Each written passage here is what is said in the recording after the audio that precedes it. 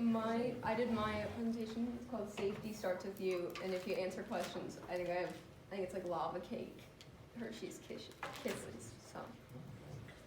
So my topic was improving safety at Brighton, and then my goal was to give Brighton High students better access to mental health support. And I thought mental health support is the first step to making it a nice, safe place that people want to be at. So, a question, have you ever felt unsafe at Brighton? Just like raise your hand if you have. Yeah, so that's kind of why I wanted to do this topic. I believe that if schools had better mental health support, then students would feel a lot safer, because this support systems would reduce risk of violence and allow for more like open communication between people. It would reduce like just people being mad at each other and not understanding. So here's my survey. I only got 13 responses, which is kind of sad. I thought I knew more people. But I said, do you currently feel safe at Brighton? Please explain why. So he said, no, not because of the school directly, but because the students are psychopaths. Yes, with all the shooting threats, I didn't know what to do if that actually happened. I guess if it was easier to talk about LGBTQ stuff, and somewhat the windows are a slight concern. So I asked, have you ever thought about the possibility of Brighton having a school shooting? And everybody but one person said yes. So I thought that should probably be something that we should be talking about more openly in just trying to change that. So I asked, how do you think Brighton should deal with this potential danger without changing the windows right here?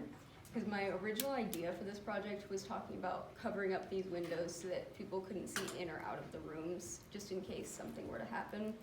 But I changed my idea based on this first one, where it said better mental health programs would help keep students more safe.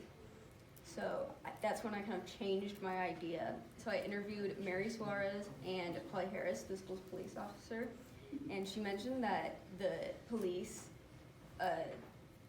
stations around are trying to focus on mental health support in order to prevent disasters instead of building schools like prisons and just having all students sign in and sign out. So that's, yes. My action plan, the first step was to hire a mental health professional who has experience dealing with teenagers to come and work at the school full time, so people can go and talk and get more experienced help. And then my second step was to train all the school staff in recognizing possible warning signs of depression or suicidal behavior, and just if somebody's just really struggling, I want to train teachers more in how to detect stuff like that. And then my third step was to integrate social emotional learning into classes, which is a type of learning that helps teach anger management, empathy, and emotions. So it will just help people know how to balance their behaviors and just how to be better people. And they were my sources.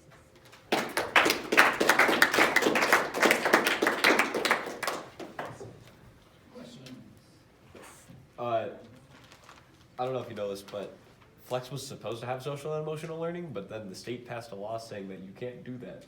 So, I don't know. Do you want one? I would love some candy. Thank you. Yes. Are you worried about going above the $500? Because that seems, it's a really good plan, but a very expensive one too. The $500 I was thinking was kind of a starting cost of finding someone to work here and starting to implement stuff, but over time it would, you have to pay a wage, so. Yes? In your opinion, with the person that deals with mental health, would they sit in their office all day, or would they go around, how would students meet with them? I had a plan of having Flex